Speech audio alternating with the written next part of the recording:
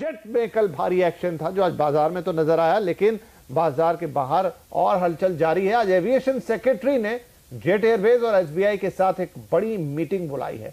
कल ही jet Airways ने नरेश गोयल और उनकी पत्नी का इस्तीफा हुआ था।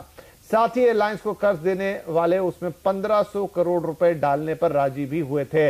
आज की मीटिंग का क्या एजेंडा है और अब तक मीटिंग में क्या क्या हुआ है, ये बातचीत करने के लिए हमारे साथ जुड़ गए हमारे संवाददाता रोहन सिंह।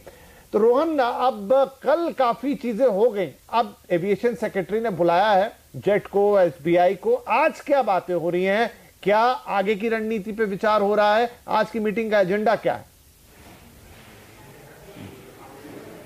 जिस वक्त हम बात कर रहे हैं, मीटिंग फिलहाल चल रही है मेरे ठीक पीछे यहाँ पे, और आज जिन चीज़ों पर बातचीत होने वाली है वो इस बातचीत हो रही है कि किस तरीके से अब जब रेजोल्यूशन प्लान बन चुका है तो किस तरीके से जेट का ऑपरेशन किया जाए, किस तरह से मैनेजमेंट किया जाए, क्योंकि कई सारी दिक्कतें आने जा रही हैं। सबसे पहले तो जो बड़ी संख्या में प्लेन्स ग्राउंडेड हुए हैं उनको कैसे दोबारा से चालू किया जाए, बड़ी संख्या में कैंसिलेशंस हुए हैं। डीजीसीए भी इस मीटिंग में शामिल है। अगर हम आपको बताएं, सिविल एविएशन सेक्रेटरी के अलावा जेट के अधिकारी, डीजीसीए, एसबीआई, हर स्टेक होल्डर है यहाँ पे, और इस बात पर चर्चा हो रही है क्योंकि जो चैलेंजेस सामने, ग्राउंडेड प्लेन्स को दोबारा से चालू करना, कैंसिलेशन को रोकना, कॉम्पनसेशन, हम जानते हैं इस वक्त पिछले कुछ दिनों में करोड़ रुपए का कॉम्पनसेशन बकाया हो चुका है, उसे कैसे दिया जाए, और जो 1500 करोड़ का वादा किया है एसबीआई ने उसको खर्च किस सेक्टर्स में किया जाए। पायलट्स छोड़ के जा रहे हैं, और सबसे महत्वपूर्ण बात, समर शेड्यूल जो आने वाला गर्मियों का समय है उसमें जेट का समर शेड्यूल कितना हो। 1/3 से ही फ्लीट फिलहाल ऑपरेशनल है और बाकी 2/3 ग्राउंडेड, तो ऐसे में समर शेड्यूल किस तरीके से बनाया जाए, इन सारी चीज़ों पर फिलहाल चर्चा हो रही है। अभी से थोड़ी देर पहले विनय दुबे जो सीईओ हैं जेट के, वो बाहर आए थे और उन्होंने बात की थी। उन्होंने ये कहा था कि वे ऑप्टिमिस्टिक हैं चीज़ों को लेकर कि चीज़ें सही होंगी, मैनेजमेंट सही होगा, और जो इंटरनल कमिटी है जो बनाई जाएगी, जो पूरा ऑपरेशंस देखेगी, उसको लेकर उन्होंने कहा कि उसका जो कॉम्पोजिशन है वो जल्द ही इस बात की घोषणा की जाएगी। लेकिन आज शाम को 6:30 बजे सिविल एविएशन जो सचिव हैं वो मीडिया से बात करेंगे और बताएंगे कि ये जो बैठक है उसमें क्या फैसला लिया गया और किस कंक्लूजन पे सारे स्टेक होल्डर पहुंचे हैं। जी रोहन, इसके अलावा एक और इम्पोर्टेंट डेवलपमेंट ये है, वो ये कि जो पायलट एसोसिएशन है, जो जेट के करीब 1100 पायलट हैं, उन्होंने मिलकर एक चिट्ठी लिखी है एसबीआई चेयरमैन रजनीश कुमार को। क्या लिखा है उस चिट्ठी में, क्या चाहते हैं पायलट सब?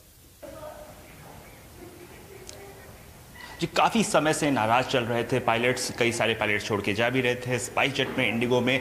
अब उन्हें एक उम्मीद की किरण नजर आई है जब एक रेजोल्यूशन प्लान आया है। तो एसबीआई चेयरमैन को चिट्ठी लिख के, जो नेशनल एविएशन गिल्ड है, पायलट्स का जो एसोसिएशन है, उसने कहा है कि वे मैनेजमेंट के, नए मैनेजमेंट के पूरी तरह से साथ हैं, वे अपना पूरा सपोर्ट देने को तैयार हैं, लेकिन उनका जो बकाया है, 3 महीने से सैलरी नहीं मिली है, कईयों के ड्यूज पड़े हुए हैं, उन सबको सबसे पहले प्रायोरिटी पे क्लियर किया जाए। तब जो इनका जो उत्साह है वो बढ़ेगा पायलट्स का, क्योंकि जिस तरह से एट्रिशन रेट बढ़ रहा है उस पर एक तरह की लगाम लगाई जाएगी। तो ये कहना है पायलट्स गिल्ड का कि उनका बकाया सबसे पहले पूरा किया जाए और बाकी की चीज़ों पे जो खर्च है वो करते रहे, लेकिन जो 1500 करोड़ हैं उनमें उनका जो बकाया बनता है सबसे पहले उसको उस खर्च को पूरा किया जाए। राइट, तो जेट एयरवेज में काफी कुछ आज भी हो रहा है। एक तरफ पायलट्स चिट्ठी लिख रहे हैं, अपनी तनख्वाह मान रहे हैं, हालांकि कह रहे हैं कि साथ देने के लिए तैयार हैं, दोबारा से एयरलाइन को उबारने के लिए तैयार हैं, लेकिन उनके ड्यूज पहले क्लियर किए जाएं। दूसरी तरफ एक बड़ी अहम मीटिंग जो इस वक्त जारी है, जिसका अपडेट रोहन दे रहे थे हमें, वो आज शाम तक कंक्लूड होगी और एविएशन सेक्रेटरी, जैसा रोहन बता रहे हैं, शायद शाम तक कुछ ऐलान करें, प्रेस कॉन्फ्रेंस करें कि किन मुद्दों पर, किन चीजों पर सहमति बनी है और आगे का रोड मैप क्या होगा।